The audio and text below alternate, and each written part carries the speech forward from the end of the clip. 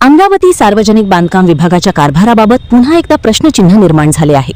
अनेक नागरिकांकडून तक्रारी प्राप्त झाल्यानंतर सह्याद्री माझा न्यूजच्या टीमने 10 ऑगस्ट 2026 रोजी दुपारी सुमारे 3 वाजता अमरावती येथील सार्वजनिक बांधकाम विभागाच्या मुख्य कार्यालयाला भेट देऊन पाहणी केली। यावेळी विभागातील अनेक कार्यालयांमध्ये संबंधित अधिकारी किंवा कर्मचारी उपस्थित नसल्याचे टीमच्या निदर्शनास आले। मात्र कार्यालयांमध्ये लाईट आणि पंखे सुरू असल्याचे दिसून आले। त्यामुळे अधिकारी कर्मचारी कार्यालयात उपस्थित नसताना विद्युत उपकरणे सुरू का ठेवण्यात आली होती असा सवाल उपस्थित होत आहे। याबाबत संबंधितांकडे विचारणा केली असता लंच टाइम झाला असून काही अधिकारी कामानिमित्त बाहेर गेले आहेत अशी माहिती देण्यात आल्याचे सांगण्यात आले। मात्र दुपारी साधारण 3 वाजता लंच टाइम असतो का, तसेच अधिकारी कामानिमित्त बाहेर गेले असतील तर कार्यालयातील लाईट आणि पंखे सुरू का ठेवण्यात आले होते याबाबत आता नागरिकांकडून प्रश्न उपस्थित केले जात आहेत।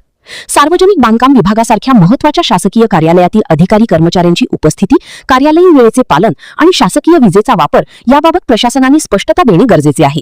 या प्रकाराची वरिष्ठ अधिकाऱ्यांनी दखल घेऊन कार्यालयीन उपस्थितीची तपासणी करावी, तसेच कार्यालयीन वेळेत अधिकारी कर्मचारी प्रत्यक्ष उपस्थित आहेत की नाही याची चौकशी करावी अशी मागणी नागरिकांकडून होत आहे।